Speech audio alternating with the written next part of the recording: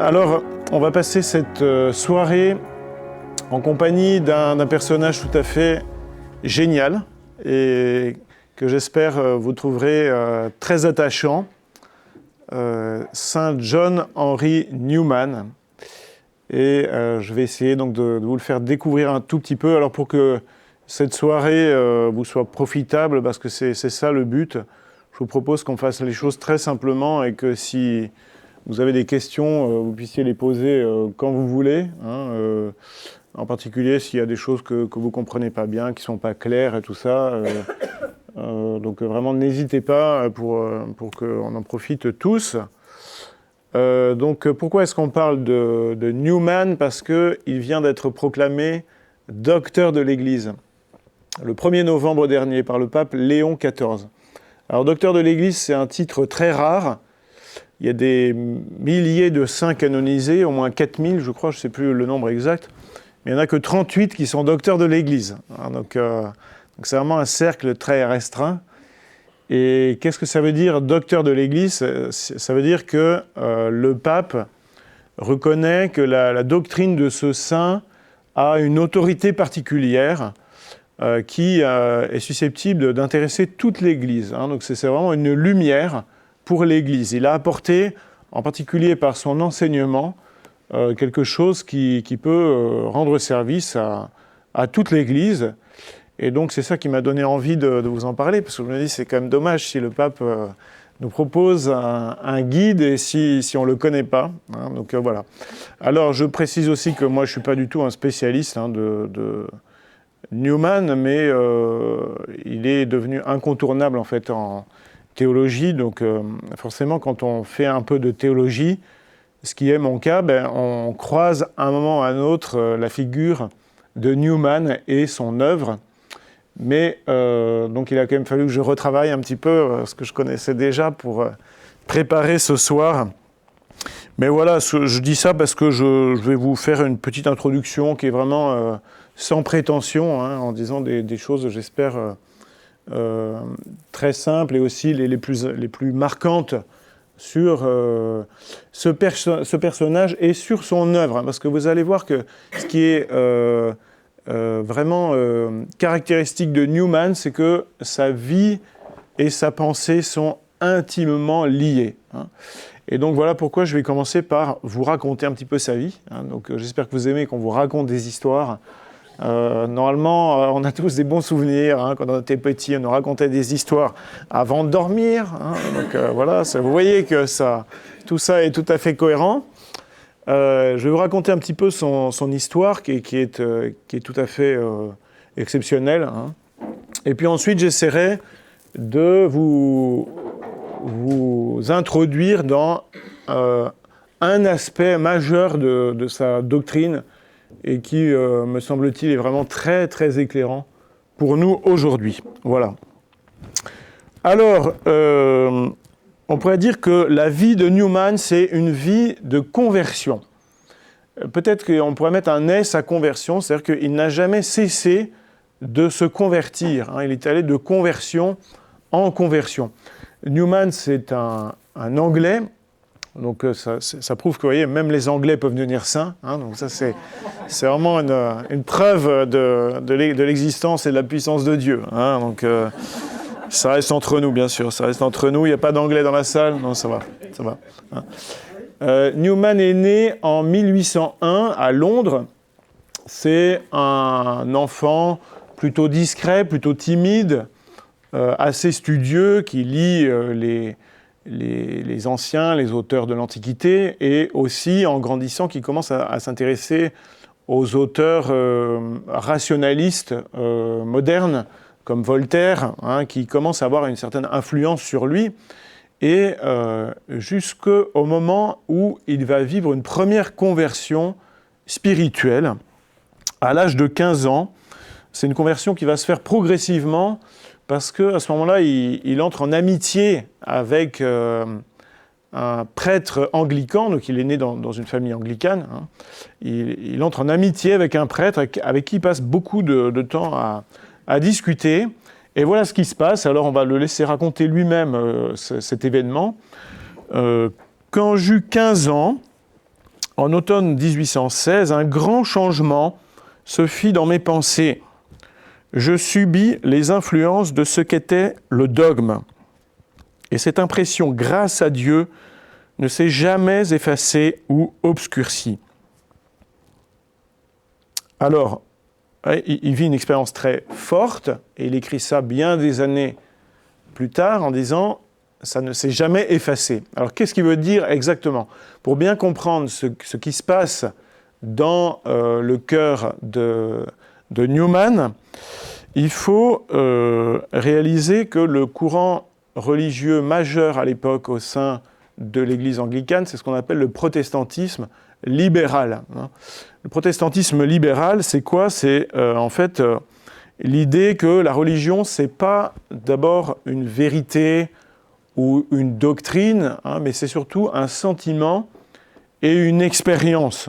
Et donc la Bible, pour les protestants libéraux, elle est vue d'abord comme on pourrait dire un ensemble de valeurs morales que chacun peut s'approprier en interprétant la Bible à sa façon pour ensuite en tirer un message pour la vie présente. Donc on va dire, schématiquement, ça signifie que vous voyez, l'Évangile, c'est d'abord des valeurs morales pour aujourd'hui, et c'est pas très intéressant de savoir s'il nous dit quelque chose sur l'au-delà, sur le monde invisible. C'est ça le protestantisme libéral. Donc dans cette version du protestantisme, l'Église est réduite à très peu de choses. La dimension ecclésiale n'a pas beaucoup d'importance puisque chacun peut se faire sa morale, trouver sa boussole morale à partir de la Bible. Et qu'est-ce que dit Newman ? Là, il dit exactement l'inverse. Il dit, en fait, le dogme s'est imprimé en moi d'une façon indélébile. Ça veut dire quoi ? Ça veut dire que, pour Newman, il comprend à ce moment-là que ce n'est pas l'homme qui crée les vérités de la foi, mais il les reçoit de l'Église. Et donc, il choisit d'accueillir l'autorité du dogme de l'Église, c'est-à-dire de la doctrine de l'Église. Ce n'est pas des valeurs qu'il a lui-même trouvées dans la Bible, mais c'est ce que l'Église lui enseigne sur la Bible. Donc en fait, il reconnaît l'autorité de l'Église et il accepte de se sentir lié à l'Église. Mais à ce stade-là, c'est l'Église anglicane. L'Église anglicane, oui. L'Église anglicane. Mais l'Église anglicane, historiquement, c'est un patchwork d'obédience variée, on va dire. On a un peu de mal, nous, à se représenter ça, parce qu'il y a quand même une certaine homogénéité au sein de l'Église catholique. Ce n'est pas tellement le cas dans l'Église anglicane, où depuis toujours, on va dire, il y a des courants variés, certains qui sont, pour faire simple, très protestants, et d'autres qui sont relativement proches des catholiques, en fait. Donc on peut, on va dire, appartenir à telle ou telle obédience tout en restant anglican. Un autre miracle, c'est de savoir comment les anglicans font pour rester ensemble, tous unis, avec des différences aussi importantes.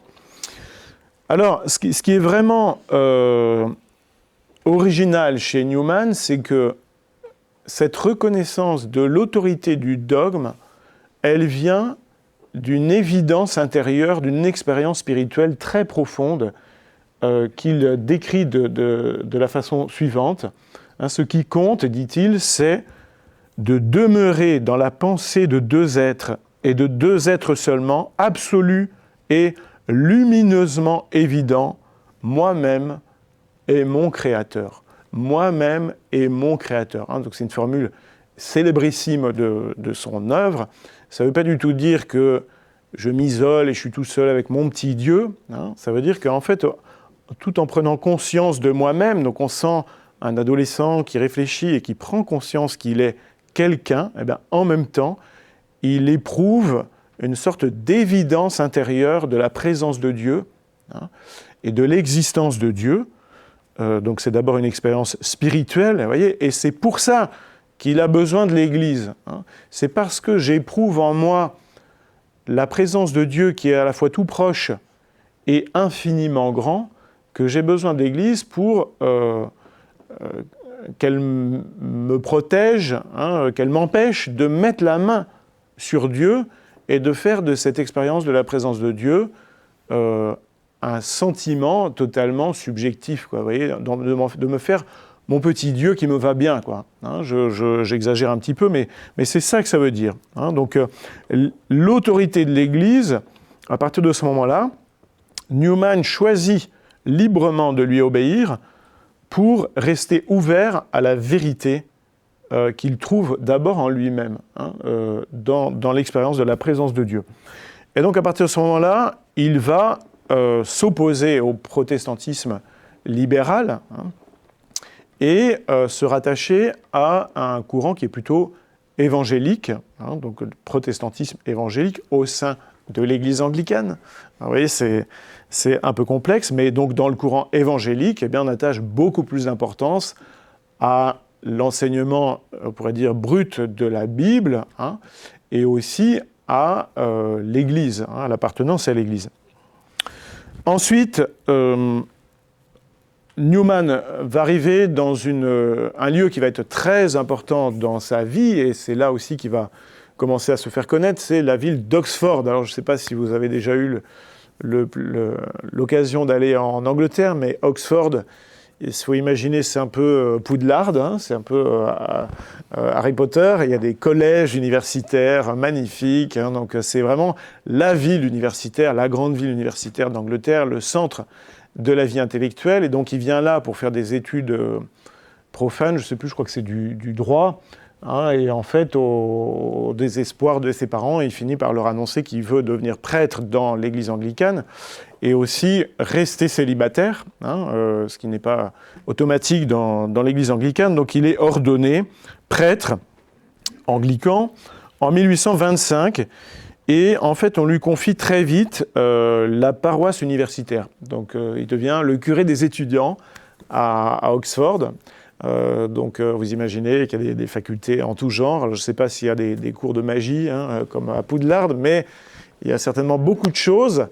C'est un apostolat qui le passionne, donc il a à la fois une pastorale auprès des étudiants, une activité pastorale, un ministère de prêtre, hein, auprès des étudiants qui est très, très développé, et puis en même temps une activité vraiment universitaire, comme tuteur, comme enseignant, hein, où il a vraiment aussi l'opportunité de réfléchir à la nature de l'éducation, qu'est-ce que c'est que la vocation d'une université, hein, donc c'est vraiment le cœur de son ministère. Et c'est quelqu'un qui écrit des sermons magnifiques, hein, donc les sermons de Newman sont encore lus beaucoup aujourd'hui et publiés. Hein, donc, si vous avez envie de lire un peu Newman, il faut dire, tiens, je vais lire un sermon. Alors, faut s'accrocher un petit peu. Hein, mais l'avantage, c'est que c'est moins long qu'un livre. Hein, c'est un sermon universitaire. Donc, voilà, on s'adresse à des universitaires. C'est déjà un bon niveau. Mais ces sermons rencontrent un grand succès, hein, parce que ça nourrit la foi et l'intelligence. Alors, il faut se rendre compte qu'à cette époque-là, comme tous les protestants et tous les anglicans, il est vraiment fermement anti-catholique. Hein. Il va avoir l'occasion de faire un voyage à Rome et il revient en disant « Bon, bah, hein, je vous le confirme, l'Église catholique est polythéiste. Hein. » C'est-à-dire elle croit à plusieurs dieux, quoi. Hein. Donc, c'est plus vraiment des chrétiens, quoi. En fait, ils mettent sur le même niveau Jésus, la Vierge Marie, les saints. Hein, il dit, je vous cite quand même la phrase en entier parce que ça vaut le coup, elle est polythéiste, décadente et idolâtre. Hein. Oui, mais c'est vous dire, en fait, il voit l'Église catholique comme une espèce de grande superstition, hein, qui a vraiment dévié par rapport au christianisme des origines. Hein. Ça n'a rien d'original quand on est anglican ou protestant. Hein. Mais les choses vont bouger petit à petit, hein, parce que vous avez vu tout à l'heure qu'il était habillé en rouge, donc il est devenu cardinal à la fin de sa vie, puis maintenant vous savez qu'il est saint dans l'Église catholique et docteur de l'Église en plus. Donc voilà, il a bien dû se passer des choses, hein, pour qu'on en arrive là. Donc, je vous dis ça pour mettre un peu l'eau à la bouche, mais il faut attendre. Les épisodes, vous voyez, viennent les uns après les autres. Voilà, il faut patienter. Alors, ce qui va déclencher une réaction très forte à Oxford, dans ce milieu un peu bouillonnant de vie à la fois chrétienne et intellectuelle, c'est une intervention du gouvernement britannique. En 1833, le gouvernement britannique décide de supprimer les évêques en Irlande pour pouvoir contrôler directement l'Église. Donc vous savez que c'est une longue histoire entre l'Angleterre et l'Irlande. Et aussi de changer la liturgie de l'Eucharistie. Je dis, est-ce que c'est le rôle du gouvernement de faire ce genre de choses ? Vous savez que donc, l'Église anglicane, c'est une église, c'est l'Église de l'État anglais depuis l'origine, puisque l'origine de l'Église anglicane, c'est le roi Henri VIII qui dit, à partir de maintenant, en gros, le pape en Angleterre, c'est moi. On ne reconnaît plus l'autorité du pape, c'est le roi qui est le chef de l'Église. Donc par son histoire, l'Église anglicane est intimement dépendante du pouvoir politique. Mais là, ça ne passe pas. Et donc un des confrères de Newman, qui est ecclésiastique comme lui, prend la parole et dans un grand sermon qui a un retentissement partout en Angleterre, et ce sermon s'intitule « Apostasie nationale ». Apostasie nationale. C'est vraiment, si on laisse faire ça, l'Église n'est plus fidèle à elle-même. L'Église rejette en fait sa vocation. Et donc il décide de réagir avec d'autres, dont Newman, qui va jouer un grand rôle dans ce qu'on va appeler le mouvement d'Oxford. Donc en fait, pour Newman et ce petit groupe d'ecclésiastiques, cette situation est inacceptable et il décide de réagir en disant « mais comment ça se fait qu'on en soit là ? Il faut vraiment un renouveau spirituel dans l'Église d'Angleterre et il faut qu'on retrouve notre vocation évangélique et nos racines qui remontent aux apôtres et aux pères de l'Église. » Alors qu'est-ce qu'on appelle les pères de l'Église ? Ce sont les grands évêques. La plupart du temps, c'est les évêques des premiers siècles, jusqu'au 4e, 5e siècle principalement, et qui ont, on pourrait dire, pour faire simple, posé les bases de la foi chrétienne, et donc qui ont une autorité un peu permanente dans l'Église, parce que aujourd'hui encore, nous croyons la même chose que les pères de l'Église. Et si ce n'était pas le cas, ce serait plutôt embêtant. Alors les pères de l'Église, pour vous donner des noms, c'est Saint Irénée, Saint Ignace d'Antioche, et un peu plus tard, Saint Augustin, Saint Athanase, Saint Jean Chrysostome. Voilà, c'est peut-être des noms que vous avez eu l'occasion d'entendre une fois ou l'autre. Donc en fait, ce petit groupe, le mouvement d'Oxford, se met à publier des tracts, donc des petits traités qu'on diffuse, pour défendre l'autonomie de l'Église par rapport à l'État, pour défendre l'origine divine de l'Église, en disant attention, on n'est pas un jouet entre les mains du pouvoir politique, l'Église vient du Christ, elle a une mission divine sur la terre, et puis pour montrer que l'Église d'Angleterre n'est pas née du choix d'Henri VIII, mais elle tient sa légitimité de la succession apostolique. Et c'est quoi la succession apostolique ? C'est le fait que depuis les apôtres jusqu'à nous, il y a une chaîne ininterrompue de transmission du pouvoir d'évêque à évêque. Vous voyez, Monseigneur Camiade, qui est notre évêque, a été ordonné par un évêque, qui a été ordonné par un évêque, etc., etc., et on remonte aux apôtres. S'il y a une interruption dans la succession, eh bien, on n'a plus d'évêque, ce qui serait quand même un peu embêtant. Donc, une église tient parce qu'elle est reliée aux apôtres par la succession apostolique. Alors, à ce moment-là, donc, Newman va essayer de défendre l'idée que l'Église anglicane, c'est la via media, donc la voie moyenne, si vous voulez, entre le protestantisme, d'un côté, donc je vous ai déjà dit pourquoi il critiquait le protestantisme dans sa version libérale, et puis l'Église catholique. Vous voyez, l'Église anglicane serait en fait la continuation légitime de l'Église des apôtres et de l'Église des premiers pères. Alors, il travaille avec les autres pour essayer de démontrer cette intuition, de démontrer cette thèse. Mais en fait, plus il travaille, et plus il s'aperçoit que la conclusion n'est pas tout à fait celle qu'il avait imaginée. Plus il lit les pères de l'Église, et plus, en fait, il se rend compte qu'aujourd'hui, c'est l'Église catholique qui est dans la continuité des pères de l'Église, et au contraire, l'Église anglicane est à la place des hérétiques de l'Antiquité, c'est-à-dire que de ceux qui ont été mis de côté par les pères de l'Église parce que leur foi n'était pas vraiment celle des apôtres. Hein, donc là, il faut essayer, vous voyez, de se mettre un peu à sa place. Est-ce que vous imaginez comment ça commence à tanguer dans le cœur et dans l'intelligence de Newman, hein.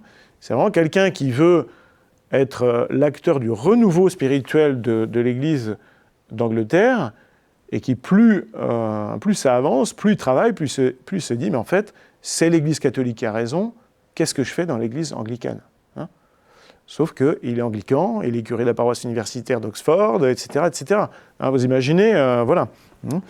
Et donc, en fait, ça aboutit donc au bout de 8 ans, en 1841, à une crise, parce que dans le dernier tract, le tract 90, vous voyez, ils ont quand même beaucoup travaillé, en fait, Newman essaye, on va dire, d'interpréter les textes fondateurs des anglicans d'une façon qui est compatible avec la foi catholique, et là, tout le monde dit stop. Hein, donc l'université lui dit, c'est pas possible, là, on ne peut pas être d'accord avec toi. Les évêques anglicans, 42 évêques anglicans rejettent sa position, et donc c'est la rupture, hein, c'est la crise. Voilà. Alors à ce moment-là, Newman va vivre une sorte de traversée du désert, hein, parce que donc il est obligé de quitter la paroisse universitaire qui faisait son bonheur depuis des années, hein, donc c'est pas rien. Hein, vous voyez, il a donné toute sa vie. Il est admiré et écouté par des centaines d'étudiants, et il est obligé de quitter son ministère, et il se retire à Littlemore avec quelques amis pour vivre, on pourrait dire, un peu comme une communauté religieuse, hein, ce qui est étonnant, hein, dans le contexte de l'Église anglicane. Vous savez que dans le protestantisme, il n'y a pas de moines, de moniales, de religieux, de religieuses. Et donc, ils vont se retirer, hein, et vivre en communauté. Et alors, il écrit à ce moment-là un livre donc, qui va avoir une très grande importance et une postérité immense, hein, pour toute l'Église, qui s'appelle « L'essai sur le développement ». Essai sur le développement, donc le titre entier, c'est « Essai sur le développement de la doctrine chrétienne ». Et donc, qu'est-ce qu'il fait dans ce travail, il essaye de montrer que la foi se développe dans l'histoire d'une façon organique, hein, comme un organisme vivant.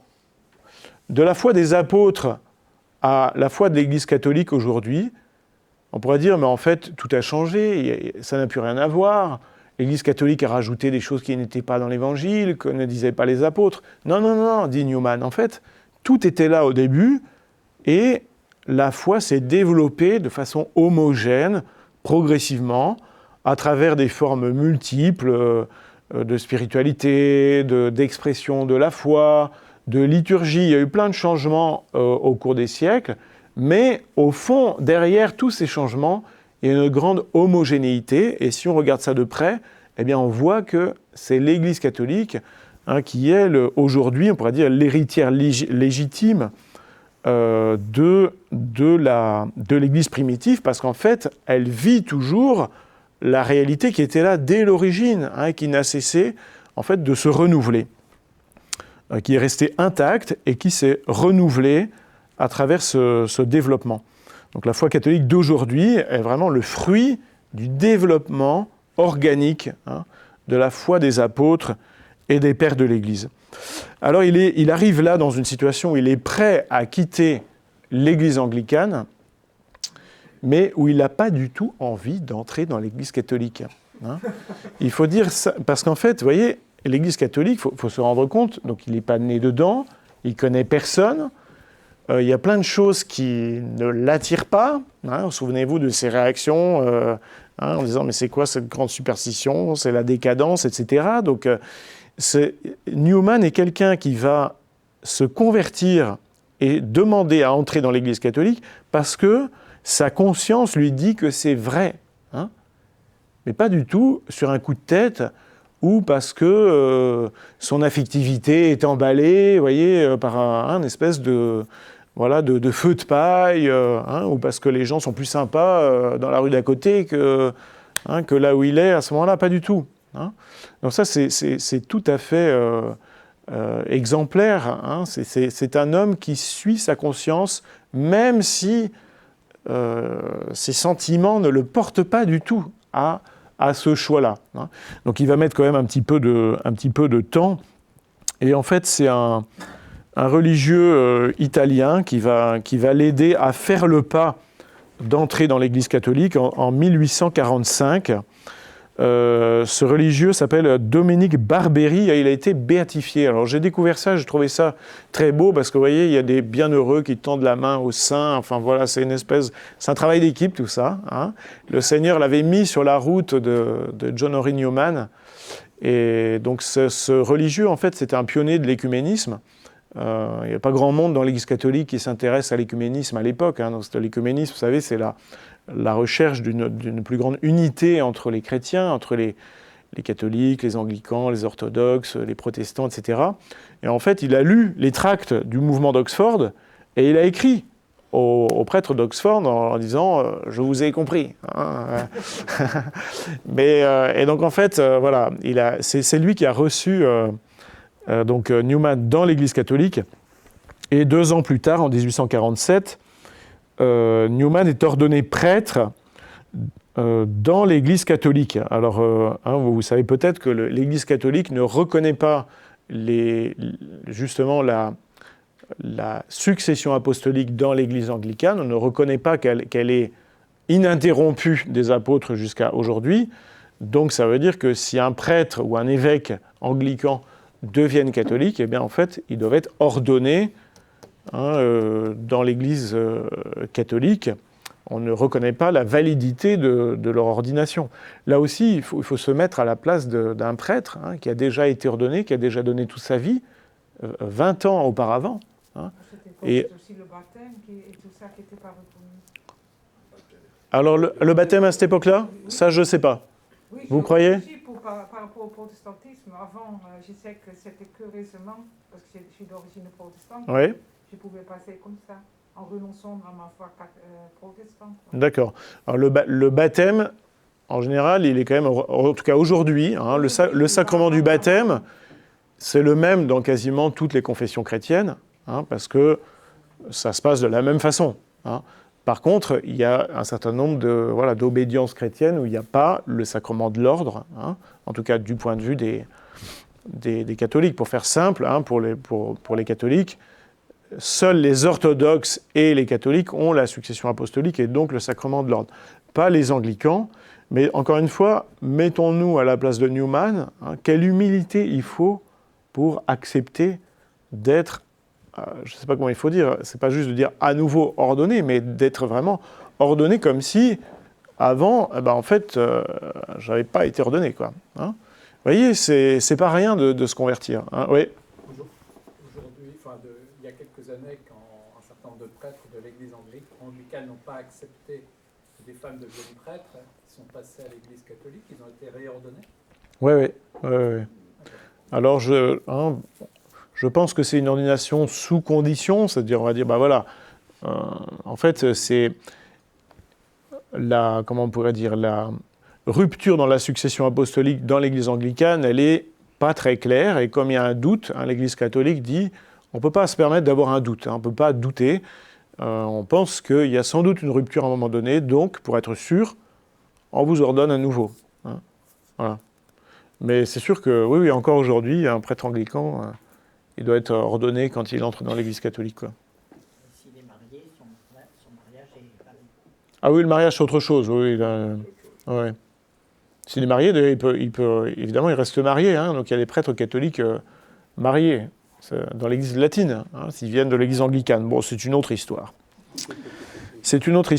Alors, là, Newman hésite un petit peu, est-ce qu'il va devenir prêtre diocésain, etc. Donc, finalement, il choisit de rejoindre la congrégation de l'Oratoire. Alors, l'Oratoire, je ne sais pas si vous connaissez, c'est des petites communautés de prêtres qui sont qui ont un peu une vie religieuse, enfin qui sont un peu comme des religieux, mais qui vivent en communauté, en paroisse quand même, hein, qui ont un ministère assez tourné vers la pastorale.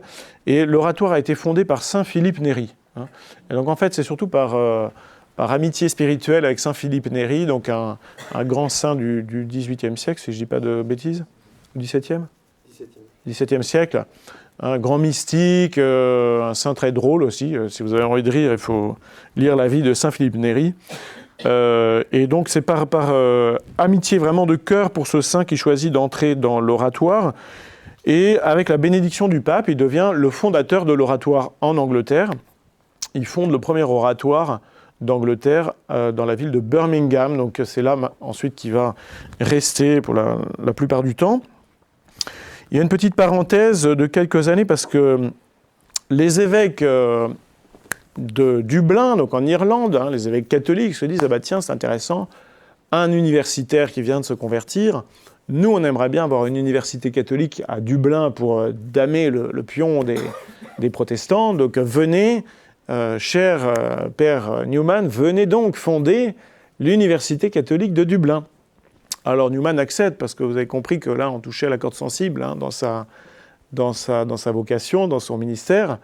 Et donc il est le fondateur de l'université catholique de Dublin, sauf qu'en fait ça va être très compliqué parce que en réalité les évêques catholiques ont du mal à lui faire confiance. Ils disent mais est-ce qu'il est vraiment catholique et par exemple, ce qui est bizarre, c'est qu'il s'est converti, mais il ne tape pas sur les anglicans. Hein. Il ne critique pas les anglicans. Alors, est-ce qu'il est vraiment devenu catholique hein, ou est-ce que... Vous voyez, et alors, en fait, on va lui mettre un peu des bâtons dans les roues tout le temps. Ça ne va pas l'empêcher de publier à ce moment-là donc un grand texte qui s'appelle « L'idée d'université hein, », qui est aujourd'hui encore un texte qui est beaucoup lu dans le monde éducatif. Et alors, surtout dans le monde anglophone, j'ai découvert qu'il était très connu pour ça. Et ça explique peut-être pourquoi le pape Léon XIV a décidé de le faire saint patron de la mission éducative de l'Église. On pourrait dire patron de l'éducation catholique. Il y en avait déjà un, c'était saint Thomas d'Aquin, qui est quand même le grand intellectuel, on pourrait dire, de l'histoire de l'Église. Hein. Et donc maintenant, il y en a deux, il y a aussi Newman. Donc, on va dire, c'est quand même pas mal. L'idée d'université, voilà. Bon, mais finalement, les évêques lui mettent tellement de bâtons dans les roues qu'il finit par démissionner et il retourne à Birmingham. Donc là, vous voyez, c'est le moment de dire qu'il a quand même été très mal accueilli par les catholiques. Hein. Il a très mal été accueilli. Il y a beaucoup de gens qui n'ont pas compris sa conversion. Et puis on l'a soupçonné d'hérésie. Il a même été accusé d'hérésie à Rome. Hein. Donc une hérésie, ça veut dire que sa foi n'est pas juste, quoi. Il raconte des bêtises, quoi. Hein. Et il a été obligé d'aller se justifier à Rome pour prouver qu'il était vraiment catholique. Et il finit en fait par décider d'écrire pour répondre à toutes les critiques. Donc en fait, on lui tire dessus de tous les côtés. Hein, les anglicans, il a perdu plein d'amis anglicans qui ne lui parlent plus depuis un certain temps. Les catholiques disent on n'est pas sûr que ce soit vraiment catholique. Bon, il dit ok, je vais écrire pour me justifier. Hein, et donc il écrit en fait un livre qui est magnifique, c'est son autobiographie spirituelle, Apologia pro vita sua. Ça, je pense que si vous avez envie de lire un livre de Newman, c'est par celui-là qu'il faut commencer, parce qu'on le rencontre vraiment. Hein, et il raconte tout son cheminement. Et c'est très très beau, on voit vraiment quelqu'un de très sensible, très spirituel aussi. Hein, et en fait, c'est un livre qui va tellement toucher les gens, qui va avoir un tel succès, que la situation va s'apaiser et qu'on va ensuite un peu plus lui fiche la paix. Et donc il va pouvoir travailler dans des conditions beaucoup plus paisibles. En 1870, il publie son livre qui est le plus abouti, ça s'appelle « Grammaire de l'assentiment ». Alors c'est pas un manuel de grammaire, hein, ça n'a rien à voir. Il s'agit de l'assentiment de la foi. Donc en fait, il essaye de montrer, on pourrait dire que ce n'est pas idiot de croire, hein, dans le contexte du 19e siècle où, vous savez, il y a beaucoup de... C'est le succès des sciences. Hein, et on dit, finalement, voilà, la science a le dernier mot sur tout. Et donc, il faut vraiment être arriéré pour continuer à croire à notre époque. Donc, il justifie qu'il est raisonnable de croire d'une façon tout à fait personnel et original, hein, et c'est un livre qui a fait date et qui est encore très, très étudié aujourd'hui. Voilà, et puis finalement, il reçoit non pas le bâton de maréchal, mais la barrette de cardinal en 1879. Hein, donc il est créé cardinal par le pape Léon XIII, et il sera déclaré docteur de l'Église par Léon XIV. Vous voyez, tout ça, c'est bien organisé. Hein, tout ça, c'est... Non, et donc ça, je pense que c'est une très belle continuité aussi. Je suis sûr que Léon XIV y a pensé et que Léon XIII, du haut du ciel, a dû se réjouir. Il est créé cardinal, donc on reconnaît hein, que c'est un grand serviteur de l'Église et que donc il a fait aussi beaucoup de bien à l'Église. Et c'est aussi une façon de rendre grâce pour tout ce que le Seigneur apporte à travers lui. Et il choisit comme devise « Cor ad cor loquitur ». Le cœur parle au cœur. Le cœur parle au cœur. Et en fait, ça dit sa vision de la vie chrétienne. C'est quoi la vie chrétienne? C'est un grand désir qui est au fond du cœur de l'homme d'entrer en communion avec le cœur de Dieu.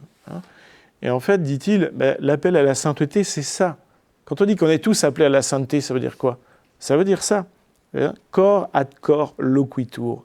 Dans mon cœur, il y a une immense aspiration à la communion avec le cœur de Dieu. Vous vous souvenez de sa conversion à l'âge de 15 ans? Moi et mon Créateur. Ça fait écho à cette expérience de jeunesse. Et voilà, et donc quelques années plus tard, ce moment de la communion cœur à cœur avec le Seigneur est arrivé. Et donc il est rappelé à Dieu le 11 août 1890. Donc, vous voyez, 1801, 1890, il a traversé tout le 19e siècle.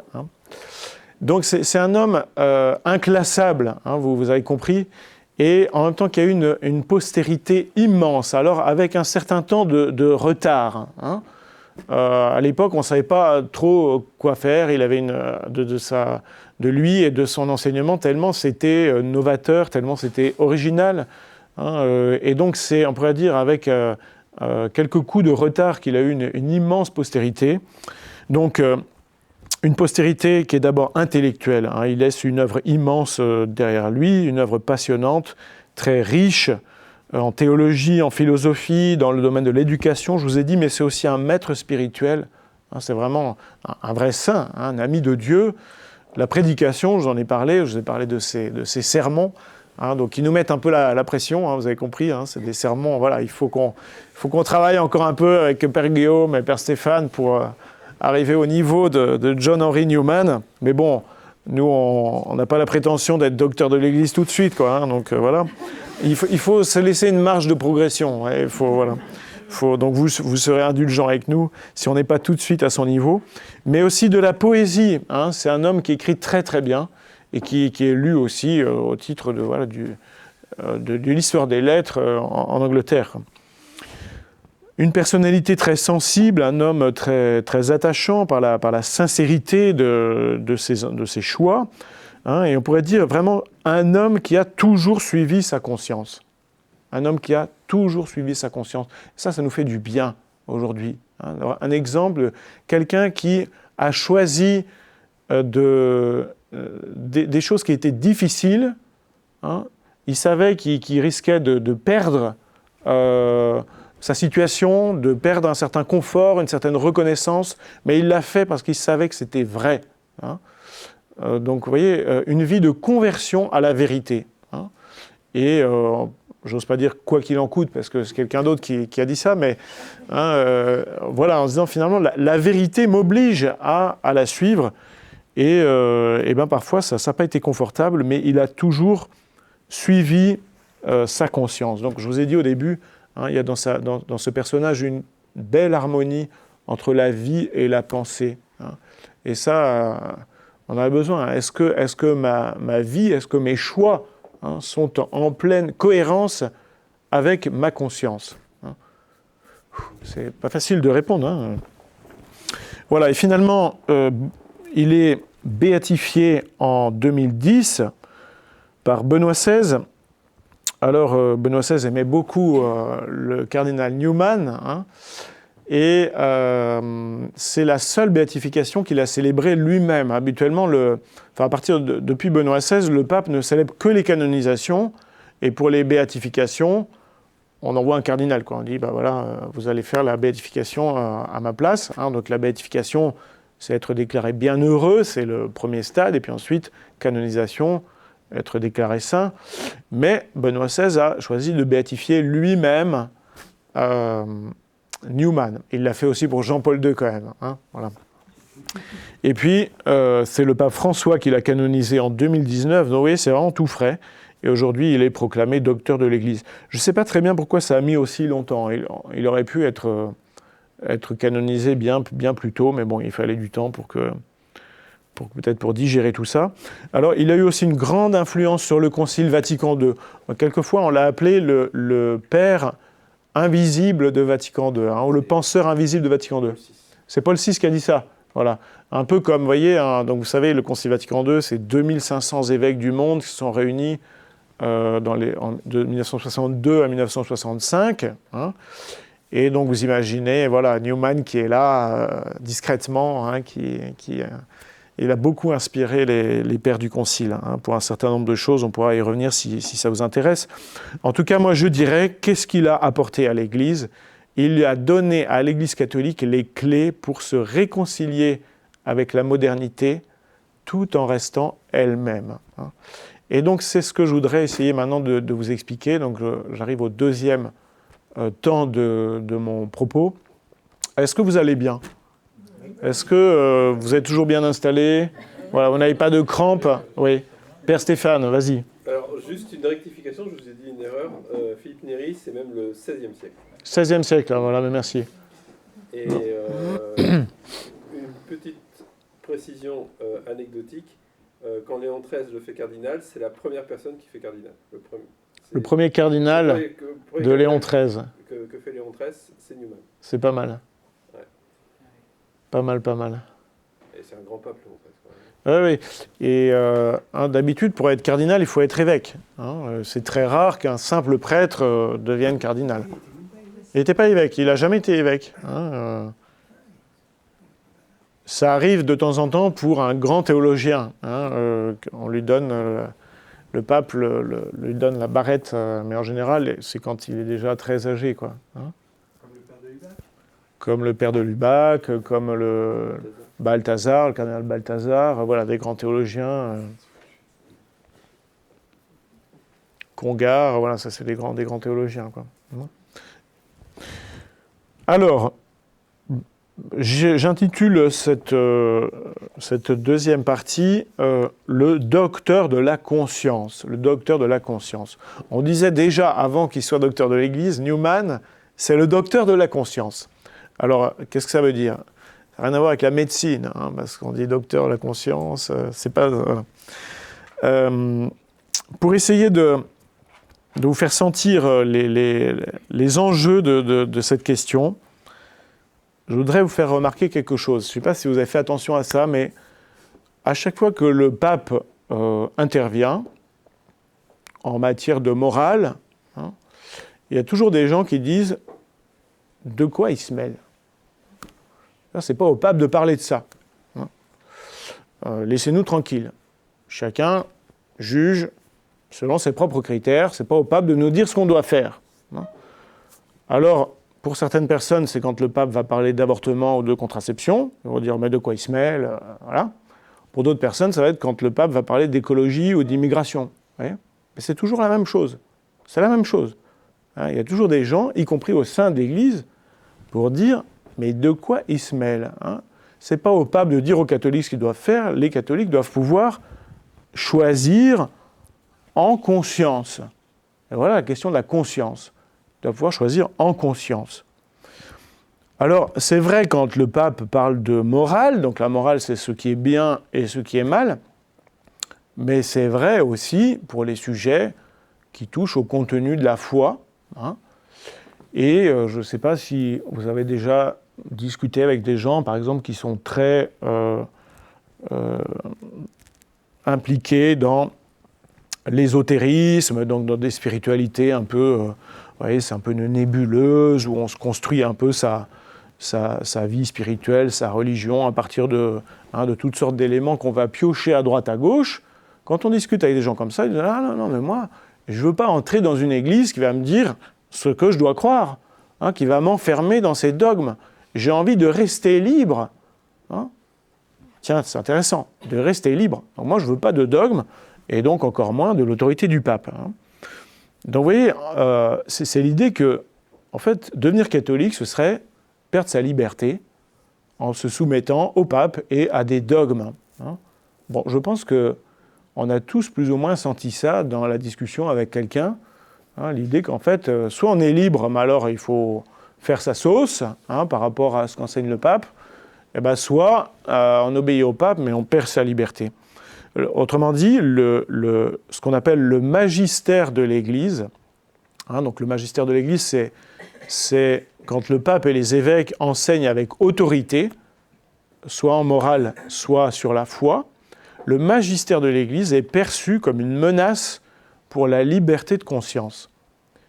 Eh bien ça, mes chers amis, c'est le grand problème de la relation entre l'Église catholique et la modernité. On pourrait dire que c'est le grand problème qui s'oppose à l'Église catholique depuis la Révolution française, et peut-être même avant.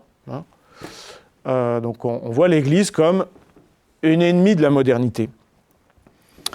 Alors, ça remonte donc en fait à ce qui s'est passé, aux évolutions de notre culture au début des temps modernes, donc c'est 16e siècle, 17e siècle, et puis ça, on pourrait dire, ça se développe très, très vite au 18e siècle. J'ai évoqué Voltaire tout à l'heure, ou des gens comme ça. Qu'est-ce qui caractérise la modernité? C'est quoi être moderne? C'est l'idée que le sujet humain est autonome. L'individu est autonome. C'est l'idée que l'individu doit penser et agir à partir de son propre jugement et certainement pas à partir de ce qu'une autorité extérieure viendrait lui dire. Que ce soit la tradition, on a toujours fait comme ça, que ce soit l'Église, que ce soit etc. Donc pas d'autorité extérieure. Vous voyez ? En science, on va tout vérifier maintenant. On ne va pas se contenter de répéter ce que les anciens ont dit avant nous. C'est ça l'esprit des temps modernes. Donc en fait, la conscience individuelle, elle est vue comme la seule source du jugement. Je juge à partir de mes propres convictions, à partir de mon propre point de vue, et personne n'a à me dire ce que je dois penser ou faire. Alors, dit en langage contemporain, ce serait l'important, c'est d'être sincère avec soi-même. L'important, c'est d'être sincère avec soi-même. Ah, t'as fait ça, écoute, du moment que ça te fait du bien, voilà. Du moment que t'es bien avec toi-même, vous voyez, tu te sens bien avec toi-même, c'est ça qui compte. C'est ça qui compte. Donc, vous voyez, le problème, c'est que, en fait, la conscience, elle est réduite à la subjectivité, c'est-à-dire, moi et mes convictions. Moi et mon petit point de vue. C'est légitime, mais est-ce que c'est que ça, la conscience ? La conscience, est-ce qu'elle n'est pas aussi faite pour être dans la vérité ? Est-ce qu'il suffit d'être sincère avec soi-même ? Ou est-ce que ça compte d'être dans la vérité ? Être sincère et être vrai, c'est pas tout à fait pareil. Il y a une grosse différence.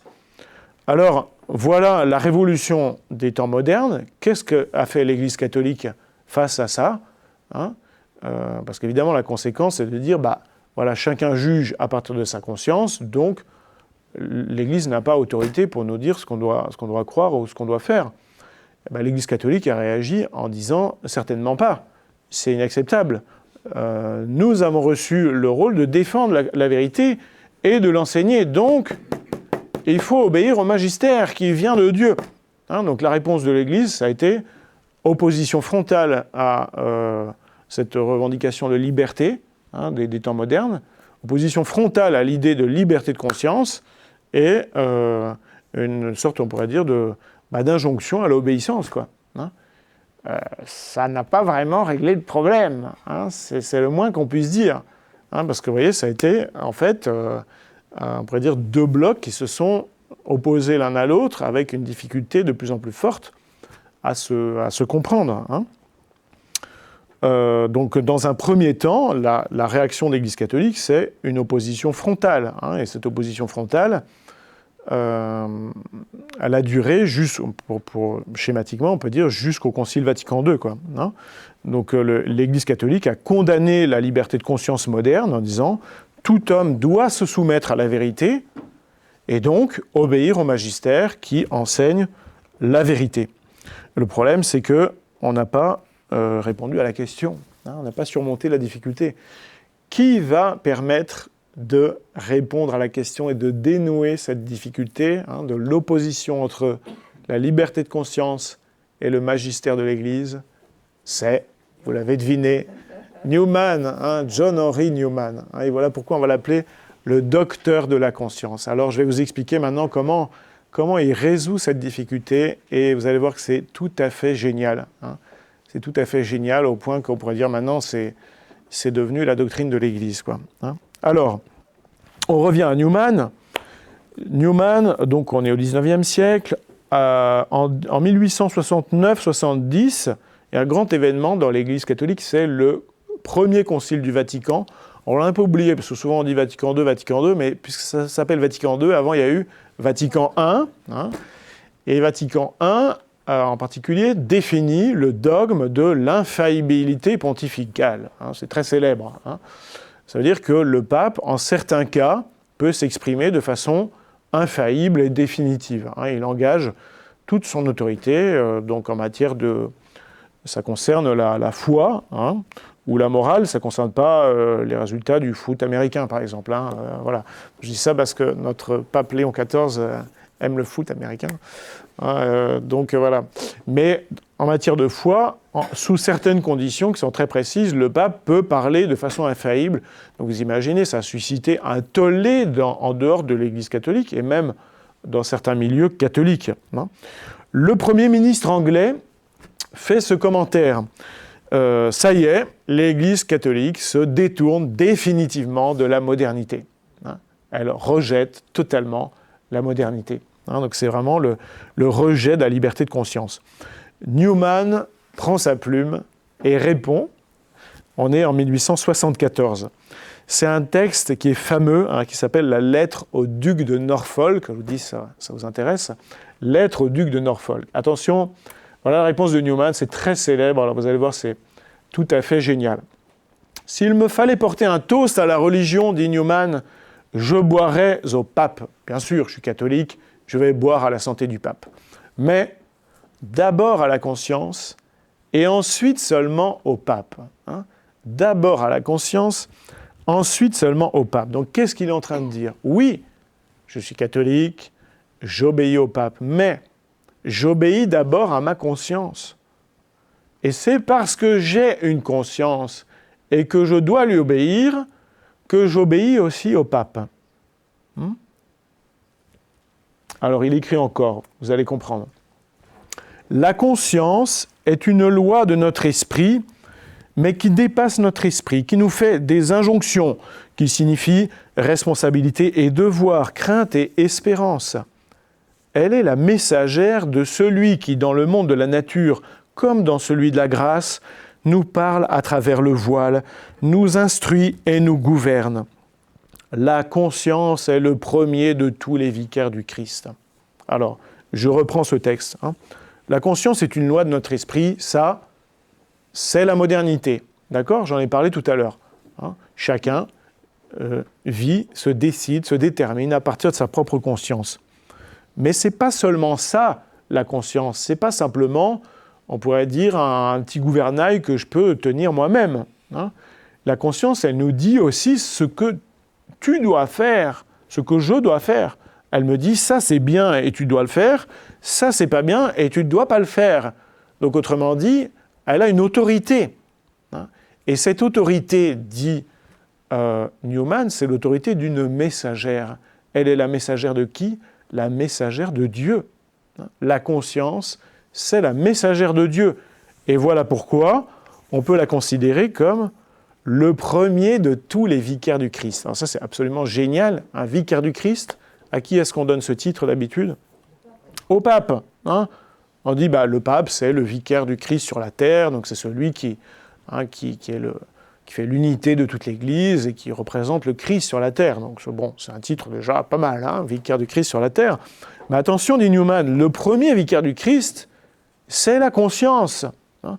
Pourquoi ? Parce que la conscience, c'est pas la subjectivité fermée sur elle-même, moi et mes petites convictions. Hein. La conscience, c'est aussi la voix de la vérité à l'intérieur de l'homme, à l'intérieur du sujet humain. La voix de la vérité dans mon cœur, on pourrait dire. Hein. La voix de Dieu dans le cœur de l'homme. Hein, la conscience, c'est la voix de Dieu qui résonne à l'intérieur de mon cœur. Et vous vous souvenez encore sa première expérience spirituelle à l'âge de 15 ans, moi-même et mon Créateur. Hein, c'est pas moi qui l'ai choisi, c'est pas moi qui l'ai inventé. Il est là et il s'impose à moi de l'intérieur. Hein. Donc la conscience, c'est la voix de Dieu à l'intérieur. Alors ça veut dire donc que, puisque Dieu parle toujours à travers la conscience, Dieu nous parle toujours à travers notre conscience, eh bien nous devons toujours suivre notre conscience. Il faut toujours suivre sa conscience. C'est important ça. Hein. Vous discutez avec quelqu'un, vous aimeriez bien qu'il devienne catholique, il se pose des tas de questions, il lit des livres, il ne sait pas, etc. Mais il faut lui dire, tu dois suivre ta conscience. Hein. Si ta conscience te dit que tu ne dois pas devenir catholique, tu ne dois pas devenir catholique. Hein. Ne le fais pas pour me faire plaisir.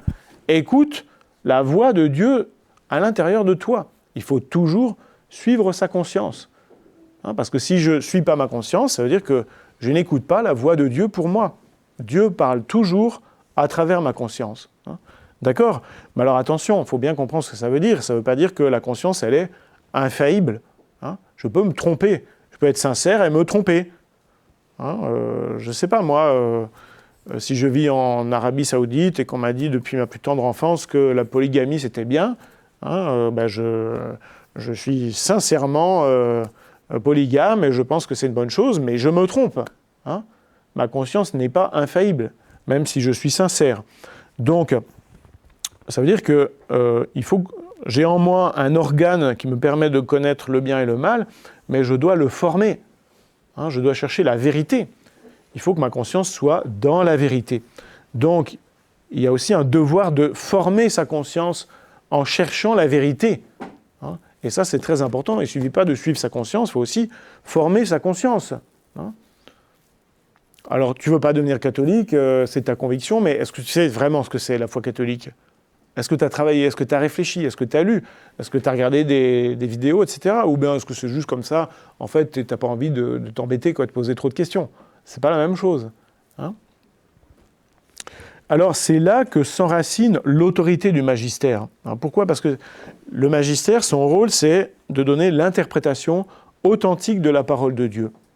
Vous voyez, c'est toute l'Église qui reçoit la parole de Dieu, de la part du Christ. Mais dans l'Église, il y en a certains qui ont ce rôle de discerner le sens de la parole de Dieu, de discerner ce qui est vrai et ce qui est faux, de discerner ce qui est bien et ce qui est mal. Et ceux qui ont cette mission, c'est le pape et le collège des évêques. Et c'est ça qu'on appelle le magistère de l'Église. Et pour exercer ce rôle, ils sont assistés par l'Esprit Saint.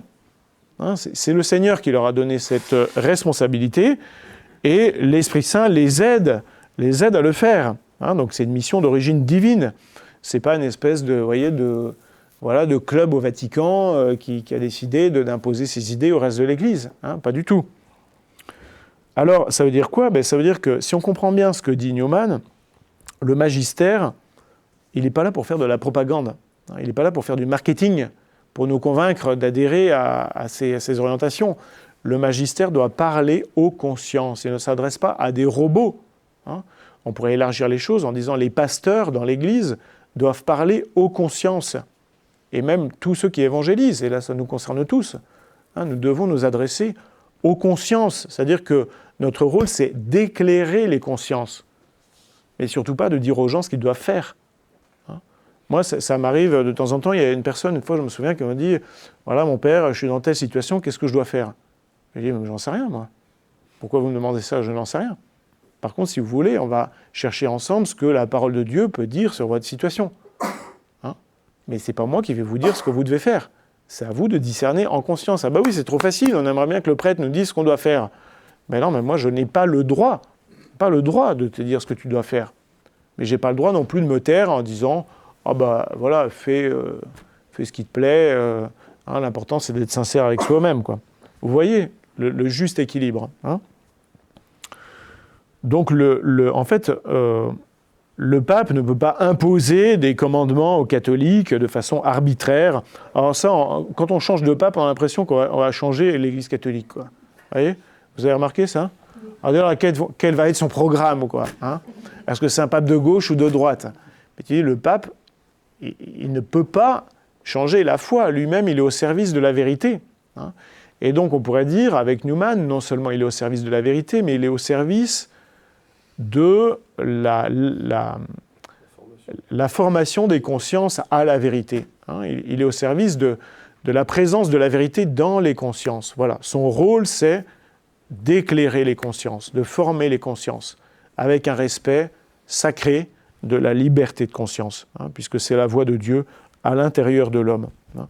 Donc en fait, ce que montre Newman, c'est que non seulement le pape n'est pas l'ennemi de la conscience, mais il est même l'avocat et le défenseur de la conscience, hein, parce qu'on a besoin de l'enseignement de l'Église pour être dans la vérité. Parce que sinon, vous vous souvenez, celui qui est dans l'ésotérisme et qui dit « Ah ben non, mais moi je ne veux pas entrer dans l'Église pour rester libre. » Ben en fait, tu vas te faire ta petite religion à toi-même. Hein, tu vas rester enfermé dans ta subjectivité. Qu'est-ce qui te dit que tu vas être dans la vraie religion? En fait, tu es complètement piégé. Hein. C'est l'Église qui nous guide dans la vérité. Et donc j'ai besoin de l'Église pour que ma conscience soit bien éclairée, bien formée. Hein.